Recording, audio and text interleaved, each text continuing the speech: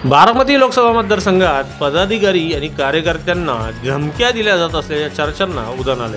मात्र त्या धमक्या कोण देतंय याबाबत रोहित पवार यांनी थेट नावं घेऊनच वक्तव्य केले।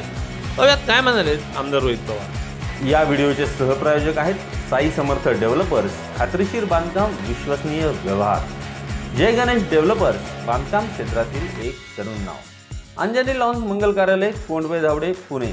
पार्किंग, जेवणाचा स्वतंत्र हॉल आणि वधूवरांच्या सुसज्ज खोल्यांसह बजेटमध्ये असलेले एकमेव खात्रीशीर मंगल कार्यालय। इथं सामान्य जनता त्या पदाधिकाऱ्यांना मलिदा गँग असं म्हणतात, कारण का त्यांच्यातले बहुतांश लोक हे कॉन्ट्रॅक्टर आहेत।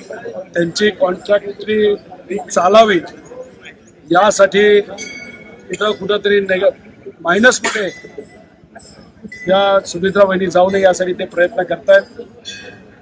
मग ते कार्यकर्त्याला फोन करतात, नोकरीवरनं काढण्याचा तिथं धमकी देतात। एक मिनिट, पोलिसांची एखादी कारवाई करू, जुना FIR असेल तर तो बाहेर काढू। काही PDCची बँकचे पदाधिकारी सुद्धा, कर्मचारी सुद्धा प्रचारामध्ये समाविष्ट करण्यात आलेले आहे। दुर्दैव आहे, शेतकऱ्याची ती बँक आहे, त्यांच्यातून पण सांगितलं येतं की तुला लोन मिळणार नाही मिळणार। तिथं जर लोन दिलं असेल, त्यात अडचण आली असेल तर मग आम्ही लगेच तुझी प्रॉपर्टी जप्त करू। शहरी भागामध्ये गुंडाचा वापर केला जातोय, धमक्या दिल्या जातात।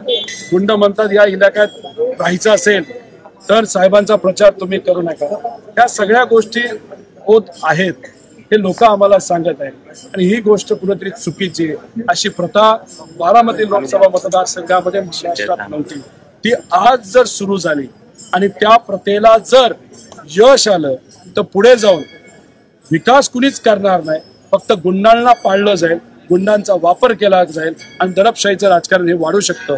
म्हणून हे कार्यकर्ते एकत्रित येऊन सुप्रियाताईला बारामती मतदारसंघातून कमीत कमी 3 लाखांनी निवडून देतील। बारामती लोकसभा मतदारसंघाचा विचार करायचा झालं तर एकीकडे सुप्रियाताई म्हणतात की धमकावलं जातं, एकीकडे तुम्ही म्हणताय धमकावलं जातंय, दुसरीकडे शिवतारे म्हणतायत की धमकावलं जात होतं। आता शिवतारेंनी भूमिका इंदापूरला पण काही नेते बोलतात भाजपच्या, असं ऐकलंय, तिकडे पण बोलतायत। दुसरी गोष्ट अशी की नेमकं धमकावतंय कोण, हा पहिला प्रश्न। आणि दुसरा प्रश्न, सुप्रियाताईंच्या विरोधात जो पक्ष आहे, अजितदादा मित्रमंडळाचा जो पक्ष आहे, तो त्यांचे लाभार्थी तसंच त्यांना साथ देण्यासाठी ठराविक काही BJPची लोक आहे, असे दोघं मिळून सामान्य कार्यकर्त्यांना, इथं असणाऱ्या स्वाभिमानी पदाधिकाऱ्यांना धमकावलं जाते, असं आमचं मत आहे। दुसरीकडे अजित पवार असं म्हणतात की मी जर धमकवलं असतं किंवा माझ्या कार्यकर्त्यांनी धमकवलं असतं तर जनतेचा एवढा मोठा पाठिंबा आम्हाला मिळाला नसता आणि धमकवलं असतं मी पोलीस स्टेशनमध्ये कंप्लेंट करा। तिथपर्यंत कोण पोहोचत नाही। पाठिंबा कोणाकडनं मिळाला असता मोठा?